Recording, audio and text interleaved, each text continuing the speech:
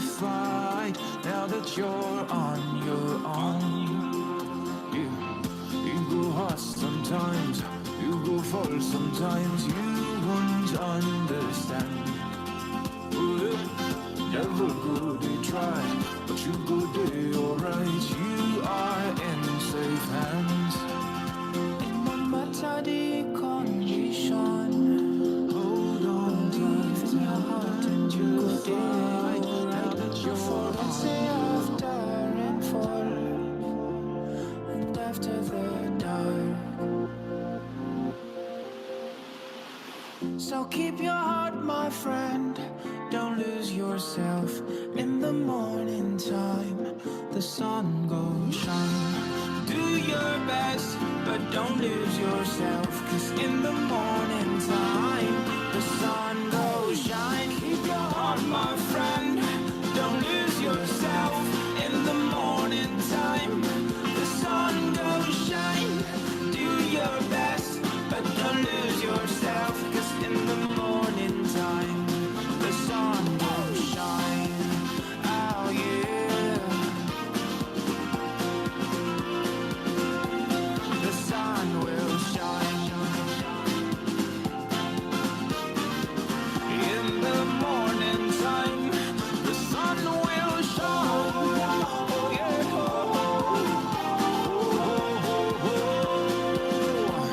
the sun will shine. It's almost breaking dawn. Yeah, the sun must shine. The sun will shine. Good morning, everyone. Good morning, ma. Can you hear me? Have you seen the sun? Have you seen the moon? Good morning. Yes, I can. Good morning. Good morning, ma. How are you today, ma? Good morning, ma.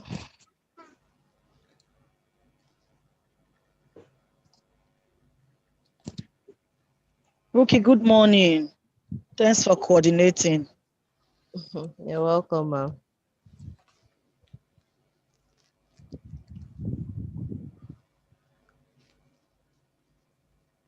So, like, how many minutes more do we give participants to join?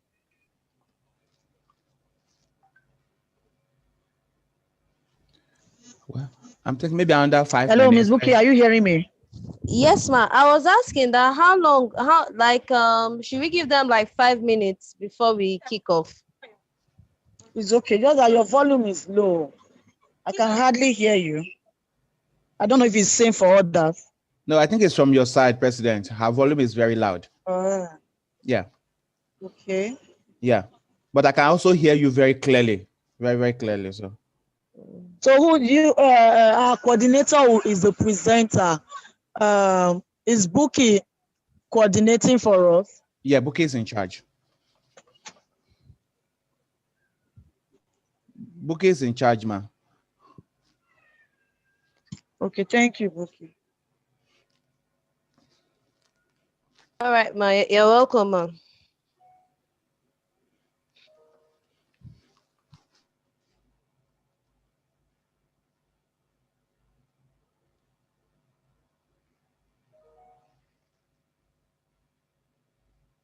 They are shining light for you.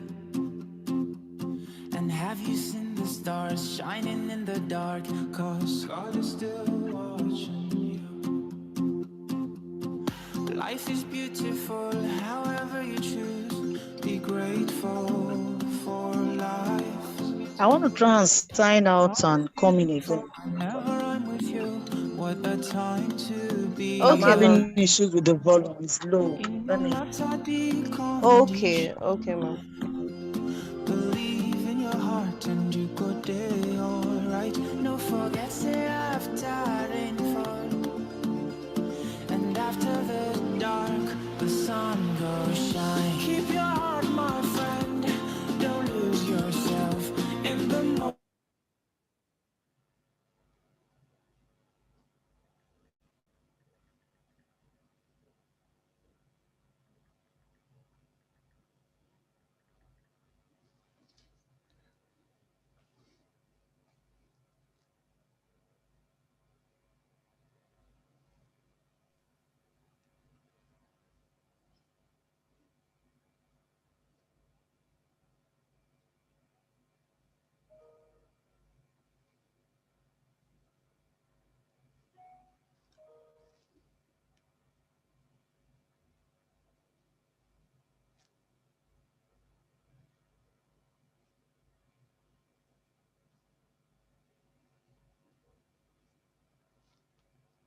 Hello?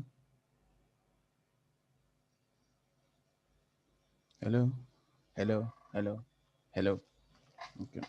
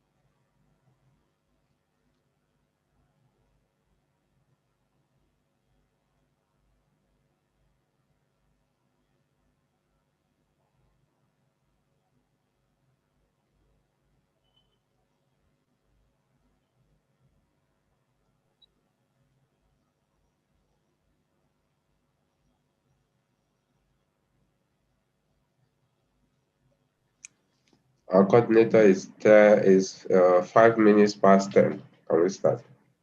Okay. Good morning, ladies and gentlemen, and welcome to the second edition of our Young Emerging Professionals webinar series. For those of us that took part in the last one, you can agree with me that it was very, very educative as we started from the relevance of the elements of HSE, the elements of health, safety, and environment. And after that, that was the topic of the first presenter. And the second presenter brought us into the relevance of H in HSE. That's the relevance of health in HSE. And today, we are here again to listen to another presentation on the relevance of S, the relevance of safety in HSE. And it will be anchored by our able coordinator, Mr. Dapo Omolade.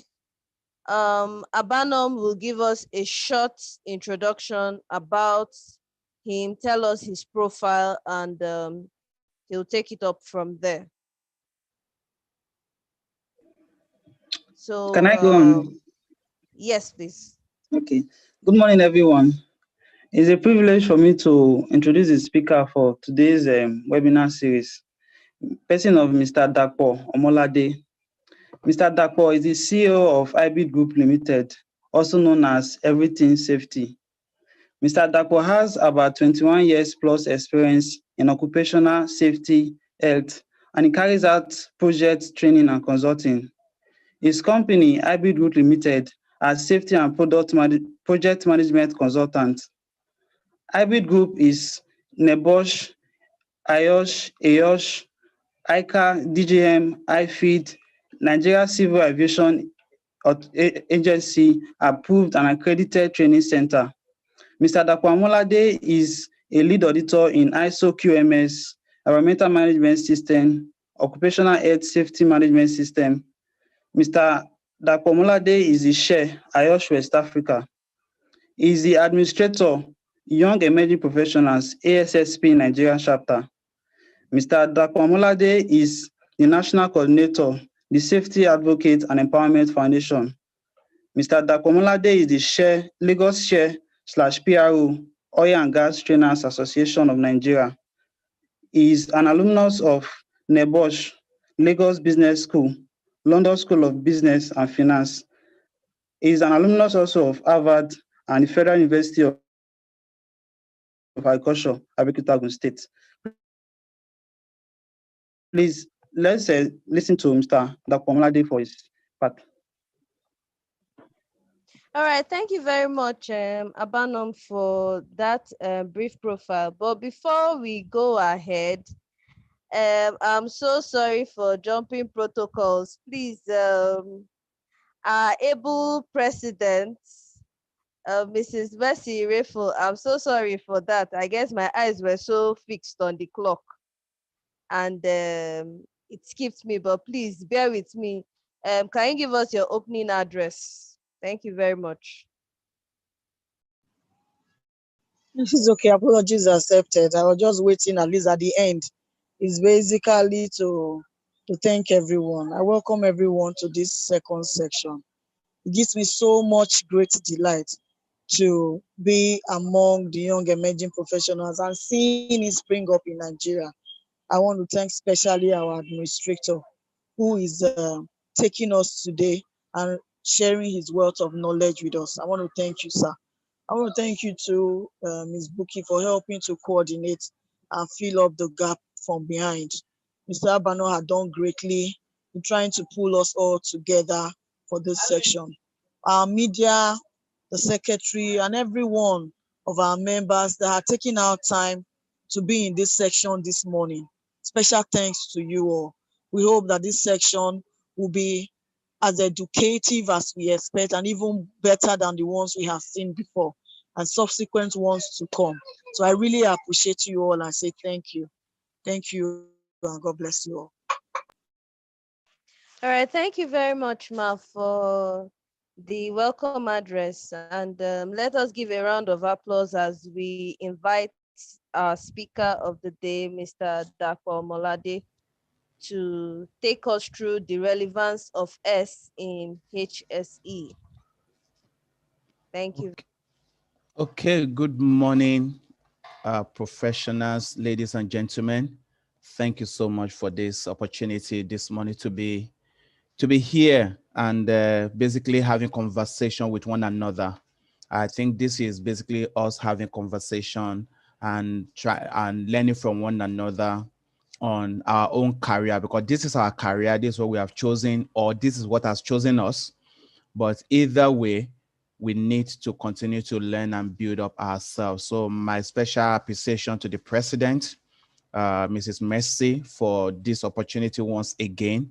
And of course, the whole executive of ASSP Nigerian chapter 2020-21 year. Thank you so much for leading us well. Thank you for showing the light and the direction for us to follow. I would also like to say thank you to Buki for being there very ably, supporting me and ensuring that this section of the SSP Nigeria chapter has a life of its own. This is what we want to ensure that because some of us are here still learning, but there are some that are just starting, and we need to be able to pass on this baton very well for the next generation. And I think this is the platform for us to do this. So Buki, thank you so much. Abanom, thanks so much. I saw your activities all through the week. Thank you so much for driving the numbers, for telling people about this.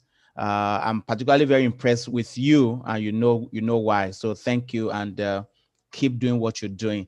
As a young person, I think your zeal is commendable, and I think others need to, to give you an opportunity sometimes to also talk while you are doing all that you are doing. But I say you do a lot, so thank you so much.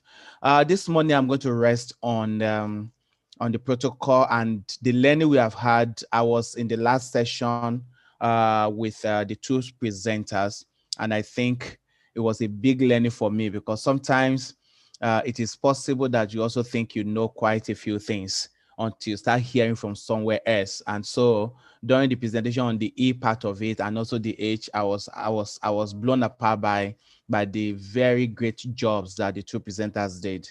I hope at the end of this as well, I can build on it. I'm just going to be building on that and adding one or two things from the safety part of the whole discussion. So on the topic relevance of S in HSE, many of us here will agree with me that when somebody asks you what you do, the first thing you say, you're a safety professional. I've said that several times because I think sometimes it's very long to start saying you are HSE professional, either because you are afraid that nobody will understand what HSE is. HSE made very popular by the oil industry, especially Shell, as their own acronym, which I suppose then is based on their priority, because every time you put acronyms together, sometimes priority is what makes you understand this is first and this is second. And that is what we have all come to learn. I came into that knowledge of HSE. And so for me, it was HSE until I started realizing that, HSE is actually, a body of several knowledge embedded into one. And so it's very easy. And I think it's just convenient and the comfort of it to say, I'm a safety professional. I think if you say you are a health professional, somebody may raise a hand on you and say, are you a doctor? Are you a nurse? And if you say you're an environment professional, it does sound okay. But safety is a very comfortable place to put yourself in. And then you expect somebody to understand that you can do the H and you can also do the E.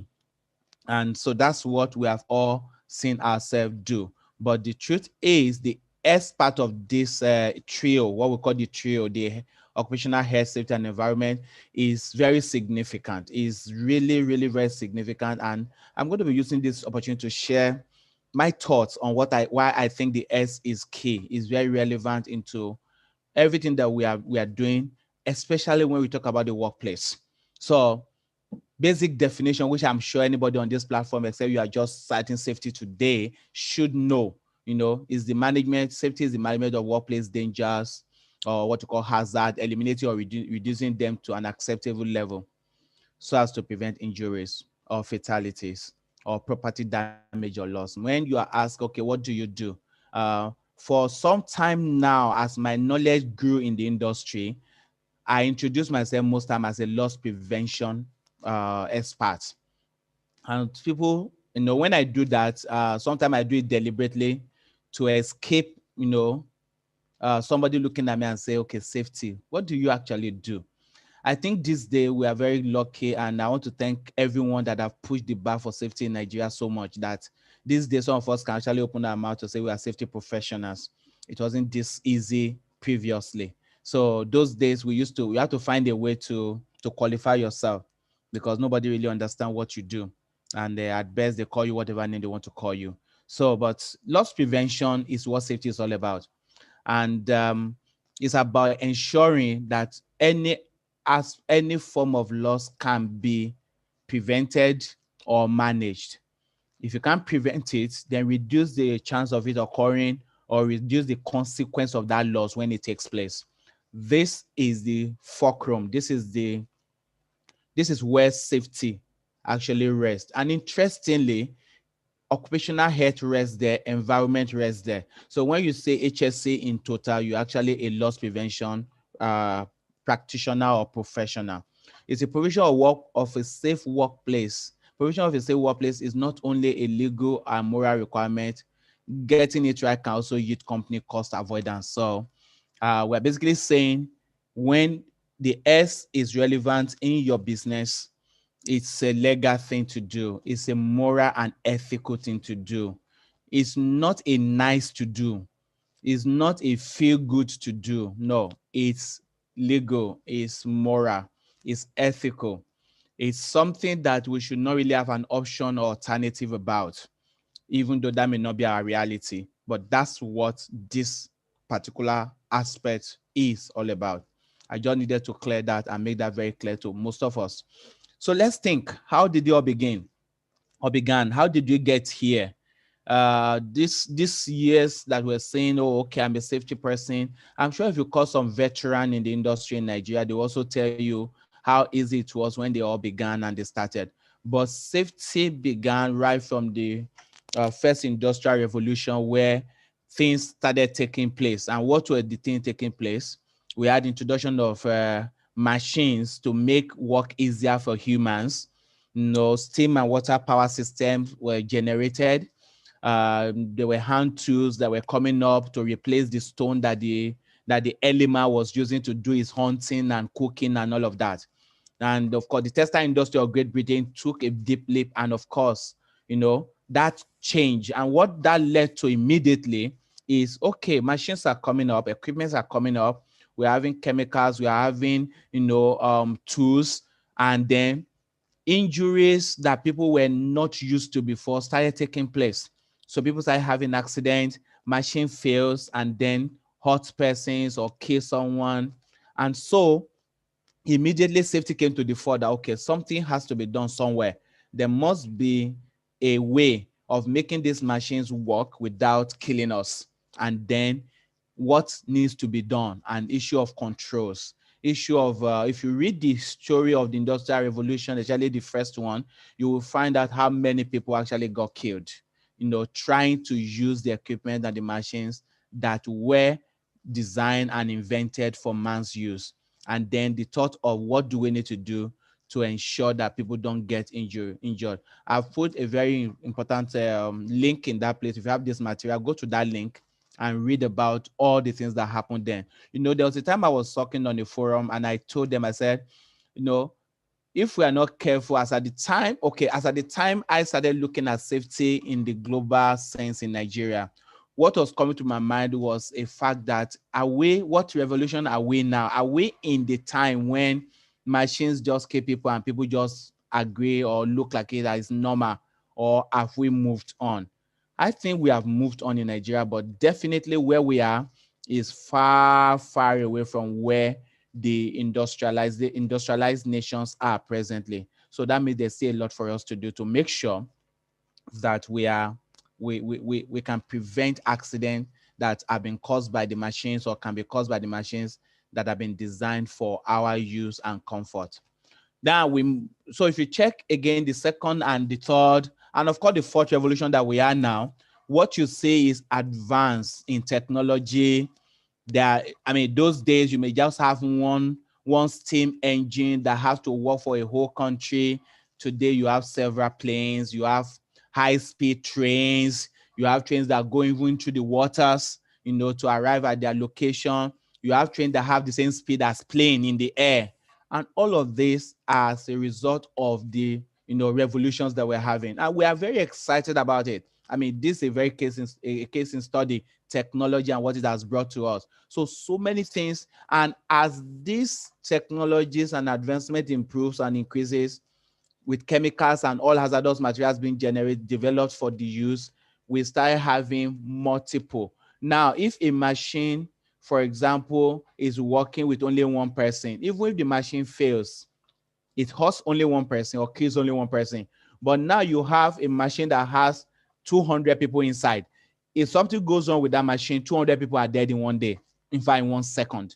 So that increase in the technology, improving mass production, also brought about a quantum leap in the accident rate, even as controls were improving. Of course, controls will be improving, but 100 persons is not the same as a single person. So you have all of those things taking place, and eventually all of this causing major accidents and resultant consequences. And we are still seeing them today.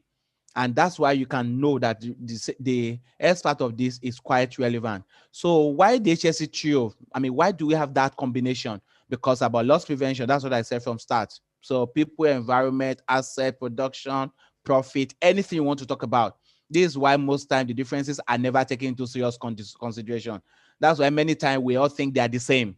And until we start opening books and start reading body of knowledge, then you find out, oh my God, environment is just way out of what you think safety is. And then you now look at the occupational health and you start seeing so many parameters to be measured, so many things to be managed, and then you realize that there is still a whole lot. Sometimes I actually tell myself, maybe these three things should have been combined because it's too heavy. And that's the situation we find ourselves today. I've been involved in the field recruitment and an interview for personnel, and you see the company saying, "Oh, this is the area where we operate. We do telecoms," and this guy is coming from maybe oil and gas, and he think I'm very experienced in oil and gas, and he gets to telecom, he has to begin to learn the hazard of telecoms afresh because it is wide. Or they say, oh, we need you to also work in the health part of the whole thing. During the COVID-19, this was very rare. I have a lot of my professional colleagues that call out and say, hey, Dapson, suddenly I've now become the health practitioner in the business. So Me is only safety. I know all this health thing they are talking about, the surveillances, the monitoring and parameters. I don't even understand what they're saying. But everybody expect me that I'm the HSE manager, so I'm also a doctor, you know. So I need to know what to do, and yet I don't have an idea of what to do, because now it became an occupational health issues that some of us have never even dabbled into or gotten any knowledge around, and yet you are expected to manage it, because the three are supposed to be seen as one, which in real sense are not the same. They all only lead to a single end, which is loss prevention. But in real terms for management of these parameters, health and safety and environment, there can be very serious differences in the way we manage them. Right. So safety central mission is safeguarding people, property, business, and of course, environment, and of course, the production in the process. So both health and safety seek to prevent harm to people. For ease of understanding, health focuses primarily on workers long term, and this I borrowed from what Jason did last presentation. You know, long term mental and bodily integrity, stress, noise-induced hearing loss, and all of that. And safety seeks to prevent more immediate sources of harm to people, damage or destruction to the property that we have. Now, why do we really say the safety? Why they are closely related, they are not the same. That's what I've said. One view is that safety is concerned with injury causing situations, whereas health is concerned with disease causing situation. This is a very simple surface, very high level difference that you can say immediately. That's why when somebody says, is this a safety issue or a health issue, you can immediately tell. What will this lead to? It will lead to the cutting of this guy's hand. Okay, that's a safety issue. Or what would this lead to? This guy may start suffering hearing loss. That is a disease. Oh, that is a health issue. And that can give you the first start to understand it, because sometimes even when we are doing risk assessment in our workplaces, it is important for us to see the hazard and understand what the risk of that hazard is. Because at some point, you may be managing it the wrong way if you do not understand that this is a health issue rather than a safety issue. So having that knowledge at the surface, at the top there, to say, when it has to do with injury causing situation, then it is a safety issue. But if it is a disease or well-being issue, then you know straight on that this is a health issue that we're talking about in the workplace. And then your control measures must address that, because managing a control for managing diseases, of course, definitely different from managing safety parameters. Another view is that safety is concerned with hazards to humans that result from sudden severe condition, while health deals with adverse reaction to prolonged exposure to dangerous goods or dangerous systems or dangerous hazard that you can find. So an acute effect is a sudden reaction to severe condition, while chronic effect is a long term. So this is when you start looking at health very strongly, but that's not our focus today. I just want you to see that benchmarking, that safety is about injury causing. And when it is about disease or well-being, then you talk about health. Right. Okay, so safety hazard example. Safety hazard, handling chemicals, work at height. I'm sure a whole lot of us here can mention this if we decide to start asking for us to measure what are the hazard of safety. Is very clear. We have loads of them, with our daily risk assessment, risk register, hazards register that you have. You can pick so many of them. And so we understand this, that when leaving no residual electrical or energy, and which cannot restart with the technician inside. So how many safety hazards do we know? Hundreds and hundreds of them, depending on the sector or the industry where you are working. So there are quite many. I won't bore us to start. If this was a practical class, I would have said we should name some of them, but let's move on in order to save our time. So safety has two legs. As the safety began to evolve, and it's still evolving very seriously, two legs have now been seriously identified, and you have the leg of the personal safety, which is what most of us are very competent in. Majority of us are competent in the personal safety, which is protecting that person and making sure that that person does not get hurt. But the process part of it, which again leads to injury, is one aspect that is also gaining a lot of ground right now. And that's why I call them the two legs. where presently you can actually look at yourself and say, okay, where do I want to go in? Do I just want to protect the personnel, or do I want to ensure that the process that the personnel works in is actually safe? You can actually make a process safe. That means, the machines, the equipment, the mechanical, electrical, the liquids, the oil, the fluid, the air, everything that is used there is under a control system to avoid that loss that you're looking at. Rather than just asking people, oh, what's safety? Okay, it's just about, I don't know if you've ever been embarrassed that way. Up to today, I still go for presentation where people look at me and say, why should I pay you that one? It's not just to ask people to work safe. And that's the mindset. It's not just for you to ask them to wear their safety shoe. What are you doing? Somebody told me recently, and I looked at it and I laughed. He said, how can I pay your safety officer this amount? Even the technical engineer that is working on the job is not any that amount. What work is he doing? And I had to laugh. I said, okay, it's because for you, the safety is just about the personnel. So it's just about asking the guy to wear the shoes and to wear the others. It does not involve other integrated part of that business that can actually lead to the loss that you are trying to prevent. So these are big two legs that you look at, and this has formed a whole lot of competence, a whole lot of body of knowledge presently that people are looking at. And I'm happy a whole lot of us in Nigeria today are beginning to look at process as well. Looking at process safety as a core aspect of safety, not just on the personnel or the personal safety angle. And then you can see, if you look at that my arrow, you can see the arrow, where the arrow tends to. So when it's personal safety, it's just safety and health. But when you are looking at process, you are looking at the safety and the environment. So you see a connect now between those trios, so that when you are looking at them together, you say, oh, that's why if you see in places today, you hear environment and safety manager, and you're like, why have they removed the environment from, why have they removed the health from it? Because people are already tending towards that area to say, we need somebody to look at what happens around you and in the environment where you are doing the job, and makes that a whole lot. This is different from saying environment is just plant and animal, because environment in real sense includes everything that surrounds a place where you are or you are working in. I hope I'm making sense. And I hope everybody's still hearing me. Yeah, well, we do, sir. All right, thank you very much. So safety emphasis. So why this emphasis on safety? And this is where I'm going to be drawing the conclusion very soon. Why do we have this emphasis on safety? And I've already given that in one or two slides behind, because safety issues are things that are immediate. Okay, don't climb that ladder.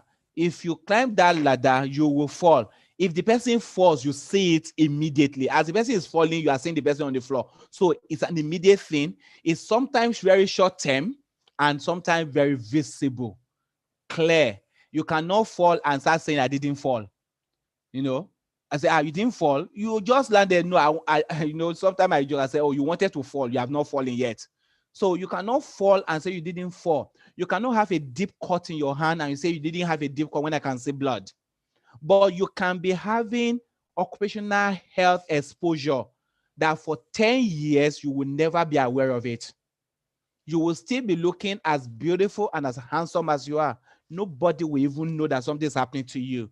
That's the difference in this. So most times they are very short-term, visible.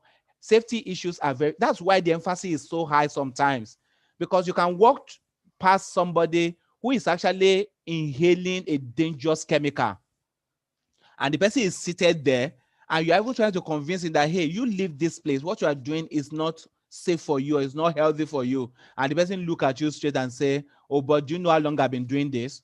I once had a very interesting discussion with someone who was welding, and I was trying to convince the person about the welding films and what these welding films can do in the person. And the person looked me in the face and said, Oga, I started learning this job at age 8. I'm now 52. So when somebody has been learning welding at 8, he probably became apprentice, and he went through apprenticeship for like 10 years. He got his freedom maybe at 18 or 20. So that's almost 12 years. And then he's now been working for another 30 years. And I'm still telling him that, okay, these films that is going to you will cause a respiratory problem. The guy doesn't understand what I'm saying. That's why it is different from safety, because in safety, you say it clearly I mean, with your eyes, nobody needs to explain further to you that this is an issue. And this is also a very important one for us in the industry, because many times in the industry, the safety people who are very concerned about safety and visible things miss out on the health hazard, miss out on things that can actually impact the workers even more dangerously than the safety issue that they're looking at.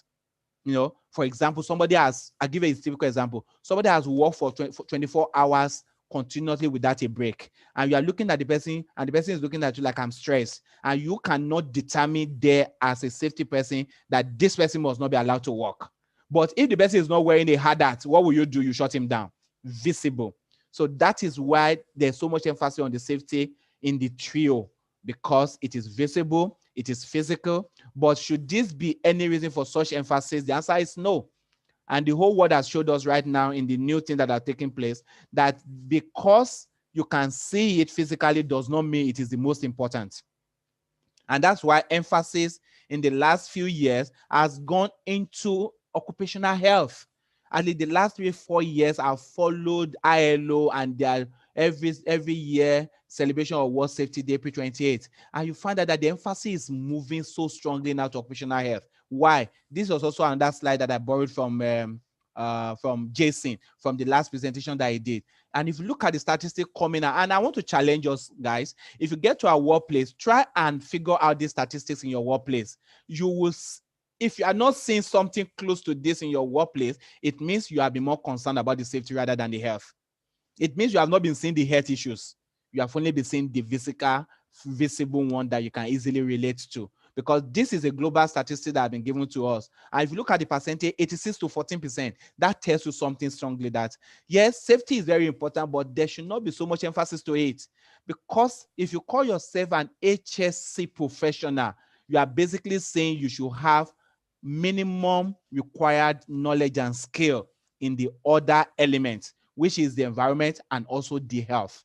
You can't just focus on safety. If you do that, at the end of your parameters and KPI measurement, you will possibly be seeing only 14% of what is causing the problem, while the other 86% have disappeared. You are not seeing it because you are not proficient or you are not skillful in the management of that particular thing. I'm not using this to reduce the importance of the safety. I'm just saying the safety sees the physical, and therefore it makes it very easy for everybody to say, this is good, this is good. But we can't say let's neglect it, because when you neglect the physical, then you are actually doing more damage to the whole process. And this study is very available. I'm sure most of us have this in different formats. So there's a conscious paradigm shift right now. And that's why I've just explained that the last 3 years I've seen emphasis on the H in the HSE. This should not, however, mean no actions on safety. And in our own part of the world, Nigeria and the West African region, safety is just beginning. So the question is, if you do not emphasize the safety, and the employers and everybody, even governments, are not seeing the safety, how do you expect them to see the occupational health part of it? So that is it. So we cannot say because, emphasis is changing to environment, to health now, then let's just forget the safety. If I'm going on a site, before I start asking you if you are stressed, I'll first look at you if you are properly protected. So safety gives us the room. Some of us who manage safety in very matured organization, where your safety has matured now, if you confess to us here and tell us in this discussion, you will actually tell us that your emphasis has shifted, because in your safety parameter, you possibly are no longer getting enough feedback, because it looks like it's already mature. But in the health, so there's, even in the industry now, professionals are shifting into that health. They're looking at mental health. They're looking at all of those things, because safety has given us the first leg into HSE. And that's why I tell people, let us do the physical to start. So it's like, this is the starting. Safety allows us the entrance into the gateway. Once you have entered and you have taken away all those that are physical, then start looking at the other ones that you may consider,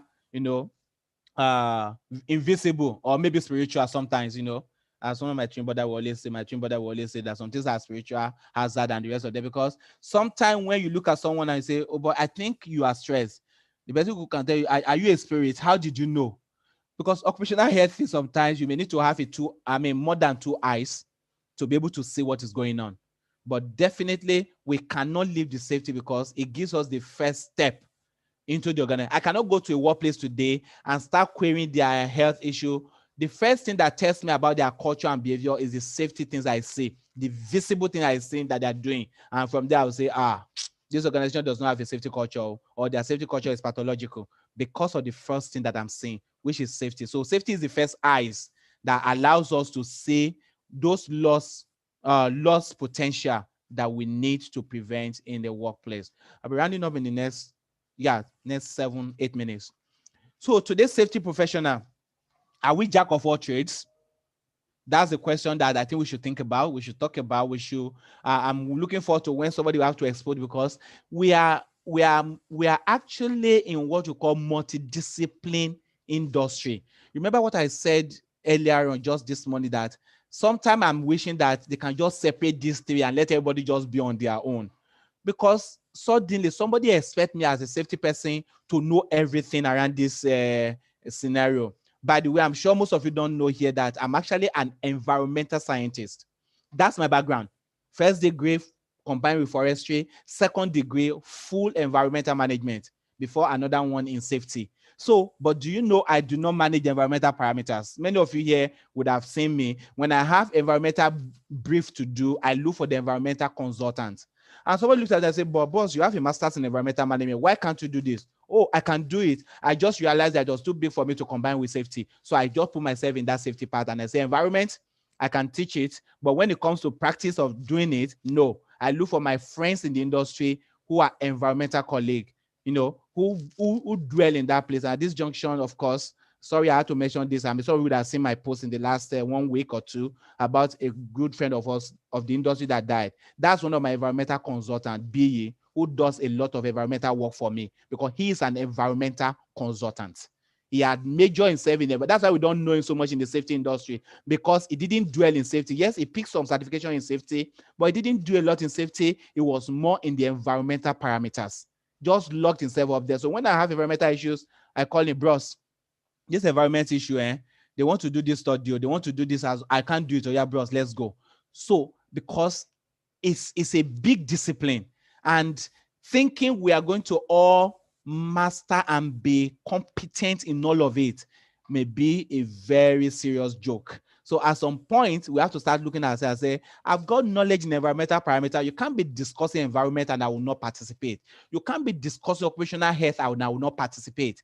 You can't discuss it, I will not participate. But I've not put myself in the three to say, this is me, I can do this. Maybe I don't have enough strength to read again now. But the truth is, I made a conscious effort to move into the safety part of the whole business. And that's why I function well in that area, not neglecting others. So it is important for us to notice that we may become jack of all trades, really, if we are not very conscious about it. Then we must be very intentional to tell ourselves, why I have knowledge of HSE, where do I base myself? People have asked me in scenarios or in presentation, and I say, sorry, I only know this area. I'm not an expert in it because I've not given myself enough room to become an expert in that. So I don't want to, but I can suggest somebody, I can introduce somebody else to you that can do that for you. I'm very humble to do that because that is where we should start thinking right now. Because in some places I've had people saying, you say you are a HSE person, I don't even know how to do ordinary environmental monitoring.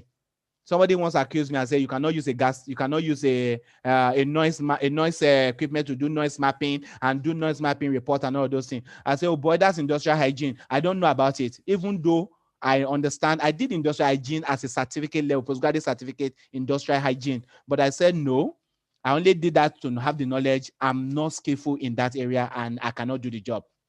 As simple as that. So safety it can, this HSC in total can make us feel like we know all things. But guys, while you have your, and that's my next slide, while you have your hands in several places, you have to get to a point where you can tell yourself, when they are looking for someone that understands about industrial hygiene, please go and call Abanom. He's the one that knows it. Not because he's not a safety person, but because he has also built himself in that area, which you may now term as what? As specialization. So while we have a multidiscipline, we should know little in all areas. And that's my advice, guys. You want to call yourself an HSE person, know little in all the areas. Know in safety, know in environment, know in health, and just have them, but know in one or two and say, this one, if you wake me up at 24/7, I will answer you in this. So this is where they expect to play. You must know physics, you must know chemistry, biology, psychology, economics. In fact, today, safety people have to be communication experts. And if you see the new learning, you find that we have to become communication experts right now. People that know so much about several things. You must become business leaders. I said in one presentation some time ago that we are looking forward to when safety manager from organization will become the MD of that organization. The only way to happen is when safety managers or safety HSE people now becoming business managers, when they understand the nairas and the kobos or the dollars and the cents of safety in the industry. Otherwise, you will retire as a safety manager and that's all. Meanwhile, somebody from other sector, other department will just jump them. Why can't a safety manager become the MD of the company by what he's doing? And in fact, if anybody should be, it should be the safety manager in my own thoughts, because he understands loss management. And that's what any business want to see. Someone that can prevent loss and grow the business, So everything we have to know, but we have to also get to the point where we can streamline ourselves to say, this is what I think I want to major on. And of course, there are several specialization on that. So how do you manage safety? Of course, I think the presenter on the elements, she spoke about it. The one on health spoke about it. So I won't bore with this. This should be one of the biggest body of knowledge that everybody know. Very common, the Demi Circle, the PDCA. So, and and you see right in the middle, I put leadership there because that's what we should be getting to right now, and start asking ourselves, how do we make sure that this safety element of the HSC is relevant to what we do? Plan all your program around this, and of course, the benefit will be very clear to you. Now, let me round up by going to the future of work. The future of work is very interesting, and that tells us immediately about the future of safety. The future of safety in the coming years. I'm one of those people that is excited about what is happening globally right now because the world has changed. Come on, everything has changed. Maybe we have never really recognized this change, or we have never thought about this change that is going to be like this, but things have indeed changed. We are now in the fourth industrial revolution where artificial intelligence is what people are talking about right now. Autonomous vehicles, robotics, and the Internet of Things. Now, guys, the safety risks are also evolving. Therefore, so it will be its practice. A good one is the COVID-19. Look at what COVID-19 has done to us. I'm sure this event before February wouldn't have been thought as being a virtual, but here we are with all of us listening and participating. COVID-19 suddenly brought the technology savviness out of us. I never knew Nigeria could respond this fast, but we have to. But do you know it has also brought risk to us right now? And this risk may not be something that some of us can see immediately, but definitely the technology of things, the new things that are happening in the world, the future of work and all that is coming about it is bringing in new risk and new challenges to us that we must manage. A whole lot of them will be safety risk that we also need to consider and then manage very well. I'm one of those people that have been saying this. I think I made this presentation sometime last year where I said health and safety is a career of the future. And I didn't know what I was saying there, maybe, but I made a very big case study and I justified that to say business case for safety. And I say, guy, this career is the career of the future. Why did I say that? Because there's no way technology, if you look at industrial revolution right from first one to what we are now, every time something new is happening, safety comes to the fore because there will be an impact on humans, there will be losses. So for the future of work that we are all looking forward to and that we're already, in fact, inside of it, safety is so relevant because we will be there to ensure that loss is prevented across all systems. So these are the things that we're already seeing realities. Safety and health professional must be able to speak the language of the new industrial revolution. So what are the safety issues that are going to come up from here? I hope by now we're already thinking about them and we are working on them. So learning continues, not aluta, learning continues. If you are a safety person, there can't be a better time to learn. There can't be a better time to do research. There can't be a better time to look at what can happen, what will happen to people as we begin to embrace all of this. Robots are replacing human at Amazon's warehouse. Autonomous driverless vehicles are starting up in some countries. All of this will bring its own safety implication, and we all have to. As a matter of fact, we all have to get ready for this. The presentation last week on railway safety implications gave me an opener. Oh, trains that do not have humans driving them and they only move on tracks. That is going to be a massive safety issue. And some of you have heard about trade derailing in some countries of the world, and you see what is happening. Even in our Nigeria now, that's the newest thing happening now. Trains are coming to Nigeria. We need to get ready. What will be the safety implications? We need to start asking questions right now. Because if it happened in China or it happened in France, it will happen in Nigeria. Not that it can. It will happen here because there's still human elements that will cause the safety infractions that will eventually lead to what we call accidents in the workplace. So this is the future of safety, and we have to continue learning. Learning continues in this case. Final words from me. Thank you. Yeah, about 40 minutes. Final words. Safety deals with the workplace. It's people and the equipment and tools that they use and rely on. That's why it is very, very visible for everybody to see. Because if I ask you to provide the equipment, just looking at that crane that you want to work with and looking at it and seeing the hydraulic, dripping down, tells me something immediately. I say, no, you cannot use this crane. No. This oil that is coming out is hydraulic, and that means an accident can happen here. This braking system or the lifting system can fail straight on. So we can say it easily. Preventing injury or death doesn't just result in a happier employees. It also enables the business to focus on its vision. And this is a justification anytime that, hey, focus on your business. Let's take the safety as an important thing, because when there's a safety infraction and there's an accident, your business will stop, at least momentarily or for a period of time before you kick it off again. So preventing property damage or loss, we always avoid unscheduled downtime, repair costs, and of course, reduce the exposure to people. So safeguarding employees with all the safety apparatuses that are available is not just the right thing to do. And I've written here clearly, it's mandatory, it's legal, and it's ethical. So let me challenge those of us that are having struggles implementing safety in your workplace. Make the safety aspect of the HSE very visible. Make it visible to the people. Let them see it.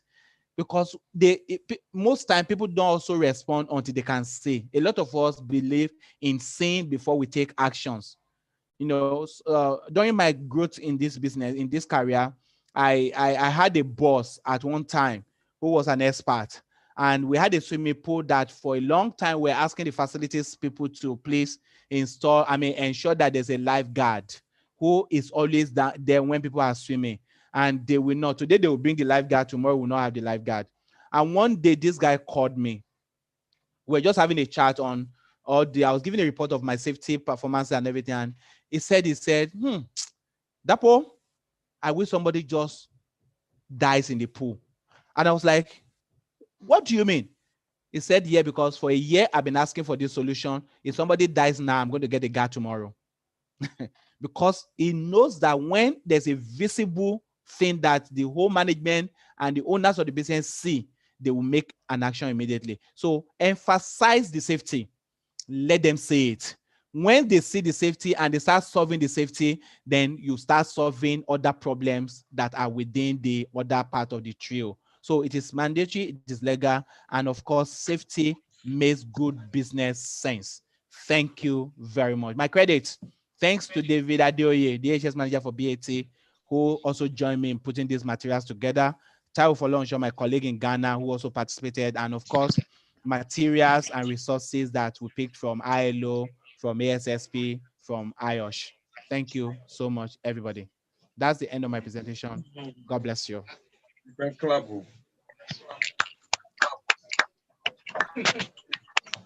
so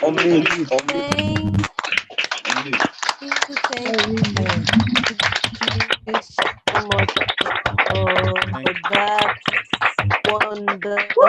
Thank you.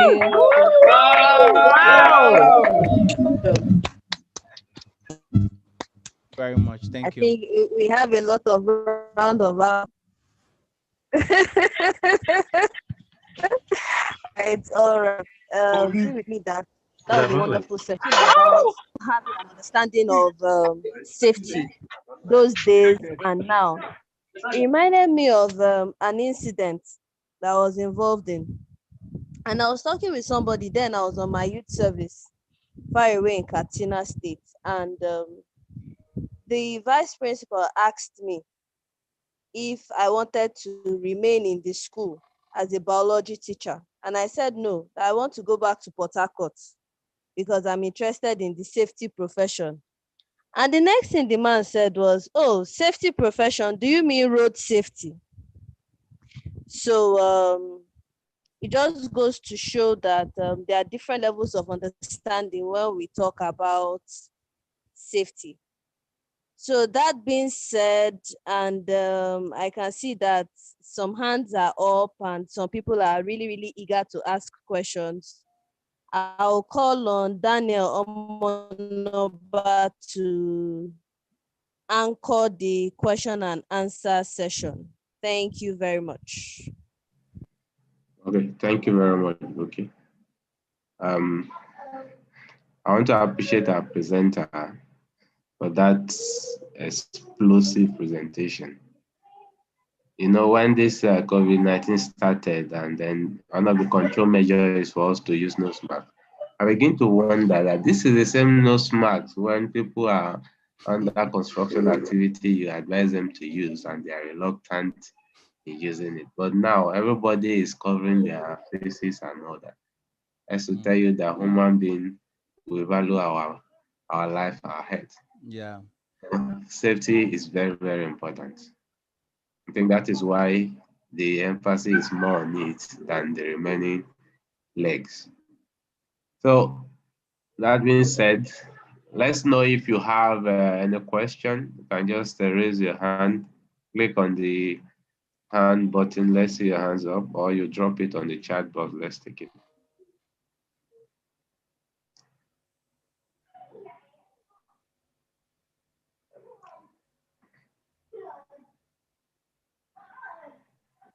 There's a hand up Let's take already. Kachi. Abiola Samuel, I think.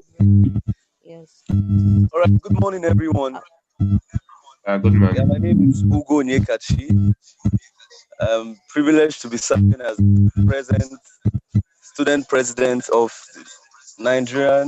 American Society of Safety Professionals, Nigerian student section. Okay. At first, I want to appreciate the presenter. It was a very, very enlightening section. Now, my question goes like this. From his presentation, we're made to understand that, the future of safety might involve a whole lot of technicalities and technologies, from Internet of Things to robotics. And some might feel like we, the students and the future of safety profession, should be the center of focus in terms of training and building capacity. But come to think of it, in our curriculums, I don't know, I can see that in terms of review, it's not something that is done regularly. We're still running on curriculums that were applicable many years ago. There's no review based on the industry practices now. So how do we get ready for what is ahead of us? How do we compare with international standards? Yeah, that's my question. Thank you. Okay, thank you. Presenter, I think you need to respond to that. All right, thank you so much, Onyekachi, for that very, very future-looking and future-forward question that you have asked. I think ASSP has to also help us, especially in this part of the world, to make this happen. Let me give you an example of what you have just said, which is really painful. I was having a discussion with a younger cousin of mine not too long ago, who just finished in a university in Nigeria. I won't mention the name. And interestingly, when he was making that discussion with me, I had somebody who was there because the discussion was for him to get a job. Discussion was for him to get a job and how to get into a bigger job and all of those stuff.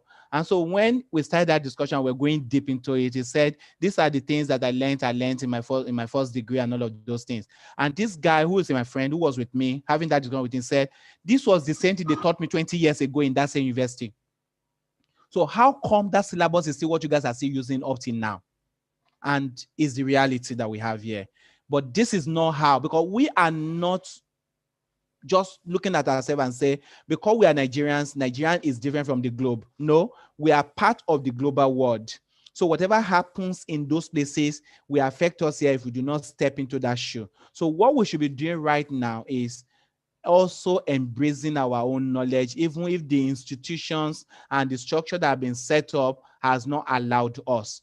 A lot of us here will never have been safety professionals if we are dependent on Nigeria. I don't know how many of us who are professionals here thought it was what they taught you in the school in Nigeria here or what you learned in the syllabus that is making you a professional today. No, we have to look forward to what is happening in the places that are ahead of us.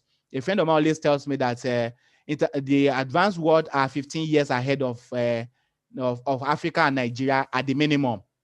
15 years at the minimum. So if you are saying 15 years they're ahead of us, that means we possibly are doing things that they did 15 years ago now in Nigeria. And if you now say, let me just stay there because the school isn't changing my syllabus, to change those syllabuses requires so much, which I'm not sure is a war you can fight and win. So what do you need to do? Attend this kind of event. Listen to what is going on. Go online. And that's why Internet of Things can help you. Check what is going on. Check what they're saying in other parts of the world in ASSP and how that can help you. There are research sections in ASSP that can help you understand what will possibly happen in Nigeria in 15 years' time. Let the learning continue. I will not be able to excuse myself tomorrow and say I cannot compete with my colleagues in other parts of the world because the syllabus of Nigeria did not allow me to learn. That excuse definitely must not come from me, and I will not give that excuse. So you shouldn't give that excuse at all. Because if you give that excuse, then you are missing the whole point. Step up now and tell yourself, even if the system is not giving me that knowledge, there is a place that knowledge is right now and is right on your phone, is right on the internet, is right in the body that you belong to. Go there and learn it and get ready for the future. Indeed, you guys are the future of safety. We are still managing safety with physical things now. The new technology that is coming in will not even allow you physical management. I mean, people are monitoring, instead of having 10 safety officers running around the whole locations now, people are monitoring from their room and seeing infractions and correcting them. That's where we are right now, and we need to step up to that. Thank you. Thank you very much, sir. I think I know as part of ASSP contribution, that's why we organize all these webinars. Some of all this lecture you hear with this virtual means, it's something you will have sit in a classroom and pay heavily for it. So that's our contribution. And we'll just encourage you to take more advantage of it. We have Alfred Ajao. Can you go ahead, please? All right. Good morning, everyone. And thank you to the presenter. Thank you so much for this session. A very quick one, sir. My question borders on the fact that you spoke about jack of all trades, which is what a lot of us are doing a specialty in one aspect of safety, because we understand that you can be everywhere. Now, in the safety aspect, I don't know, how does one know his competency area so that you can start looking forward to, oh, let me just stay in this area of safety. Don't let me go to this aspect of safety. Thank you very much, Alfred. Thank you. That slide in the presentation is very intentional because it's one of the things I want all of us to go back and start thinking about. indeed, we shouldn't be jack of all trades. Also, if you check globally, you'll find out that in many industries, there are specializations. If there's any industry where there should be specialization right now and specialties, it should be in the HSC trio. It's like a medical doctor that has gone through school. He went through school for 5 or 6 or 7 years. And when he comes out, after a while, he goes here. How does he know that he wants to go there? The first thing is, where does your passion lie? I told you guys that my not doing environment was very intentional. I only went for that master's program in environment then because that was the only thing that looked like what I wanted to do. There was no master's in on safety in Nigeria. There were not even so much qualifications, but that was the only thing that at least I had about environmental safety. I said, let me go and do that. After I finished it and I was in safety, I said, no. This environment is not it for me. I need another degree in safety. Or I need to do certification in safety. I wanted that. Even when I moved to safety guide, do you know there are so many specializations also in safety? And I had to tell myself, do I want to go the process? Do I want to go the construction? Do I want to go the... And I had to look at, but basically, I think your passion should tell you first. Because even if you are not competent in your passion right now, in your passionate area within that trio, you can start. Because for me, I know your passion will give you the best benefit and the best satisfaction. So if where you are interested in and you think your passion is in risk assessment, become the only risk assessor Nigeria has. So when they are looking for complex risk assessment in the complex environment, they say call Alfred. He is a special person or he's a specialist in that field. This is what I'm talking about. That's why I put that slide there to begin to generate conversation where you think you are everything. And then when somebody challenges you and just ask you a question, you don't even know anything at all. And it can be very insulting, but it's not our fault. It's because our industry is a multidiscipline industry where you are expected by a few to know all. I want to challenge us to get out of that mindset right now. You have learned the general. Now start building yourself on where you want to be known for. It could be 1, it could be 2, it could be 3. Start building yourself. That's what we show. So you can own up at any point that to say, I don't understand what you're saying in that field, not because I don't know it, but that's not my area and that's not my core. A GP, a general practitioner medicine doctor, can still give you advice on gynae or obstetrics, but he will tell you, I'm not a gynecologist. I'm just a general practitioner. That's the way it is. And I think that is the next thing that the whole world is looking at in our industry. And we better start looking at it in Nigeria as well. Thank you. Thank you. Thank you, sir. Thank you very much, sir. There's no other hand up. I think we've done justice to all the concerns. So I'll just go ahead and make presentation. President, do you have any contribution, please?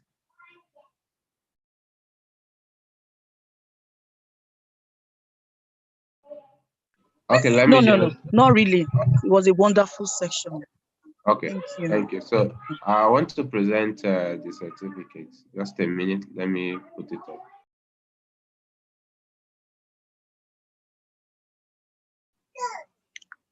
Okay,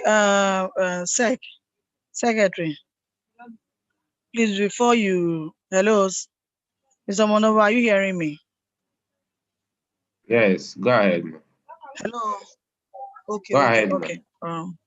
Sorry, on the second thought, I just want to add my voice to what the presenter said in terms of answering Onyeka's question. There is definitely a lot to be done, but I also want Onyeka to know that there are some basics in school that needs to be taught, and there's no way you can have your work experience at work. That's why you have fresh graduate jobs.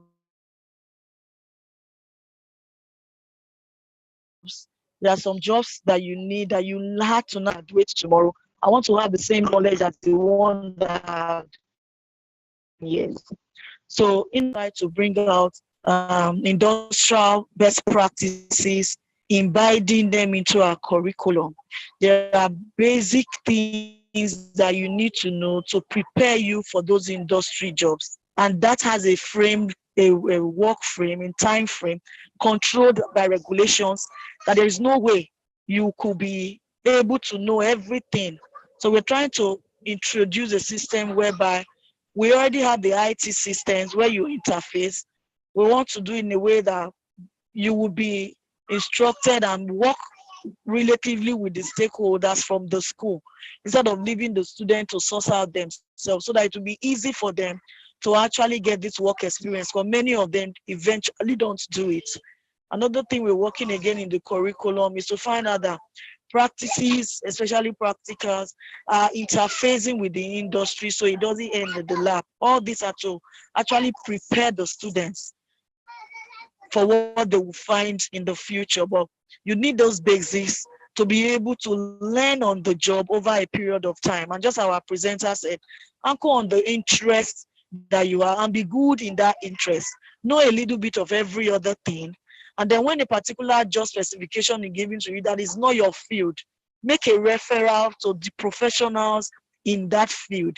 But the little experience you would have will enable you know whether it's being done properly, or to exactly know who and who to work relatively with. So that's my little contribution to his question. Thank you. Thank you. Thank you. Okay, so our presenter, Thank you. this certificate of recognition to you for Omolade for volunteering in HSE during the Young Emerging Professional YP session 2 of December 12, 2024. For our practice, we are going to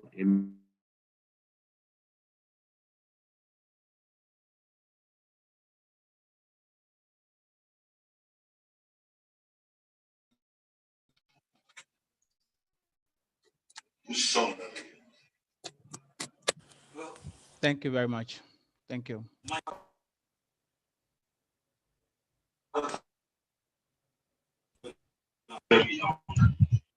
mail this certificate. All right. Thank you very much, Our sir. young emerging professionals. Thank you very much. One day I will have reason to go back to my roots. Because the car belongs to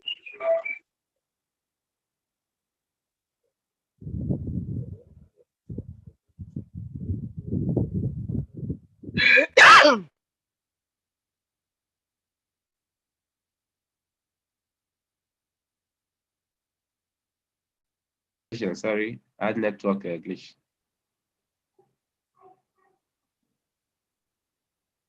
Hello, Mr. Dapo. I'm here. I say thank you very much for that. I've already responded. Thank you. Can you hear me? Okay, thank you so much. Yes, I can hear you. Can you hear me? We can hear you now. We can hear you. Okay. All right. Thank you very much once again for that wonderful presentation. I can't appreciate you enough for that. And just a piece of information for us that the next session will be in January, where we'll be looking at the relevance of E in HSE. That is the relevance of the environment in health, safety, and environment, and it will be anchored by me. So just if we have any other information from the president before we wrap up this session. Mrs. Mercy. Okay, thank you, Buki, for giving.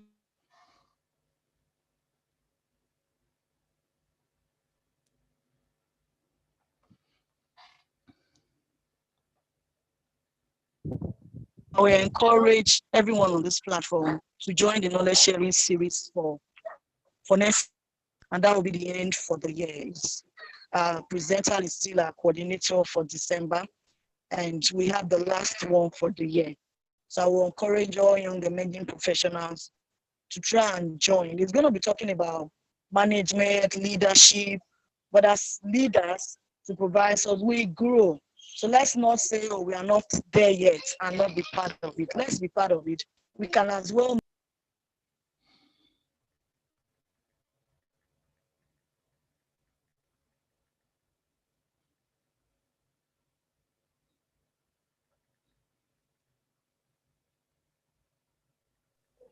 Like the president has been showing us. Sorry, my network, I don't know, I just went off. Are you hearing me now? Yes. Yeah, go ahead.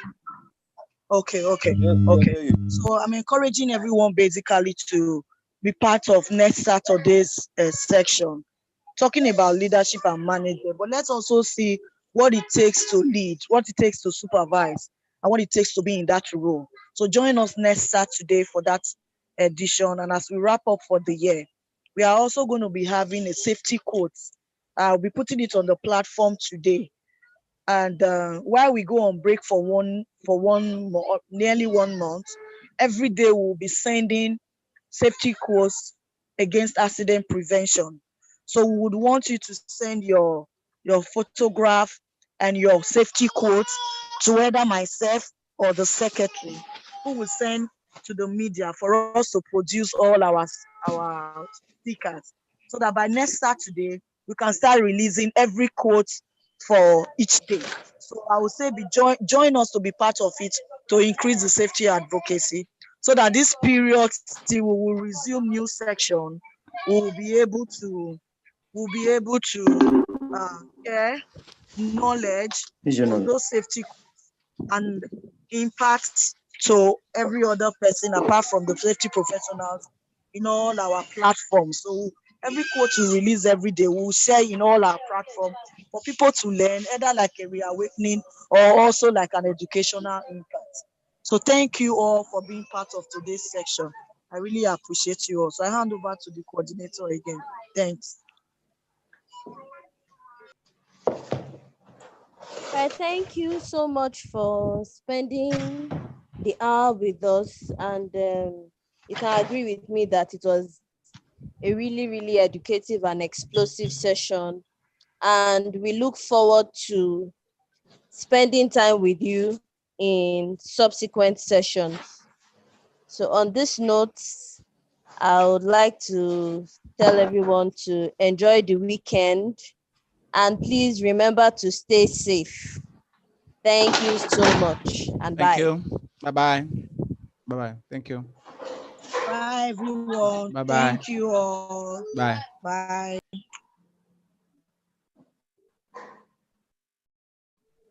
Bye. Bye. We move.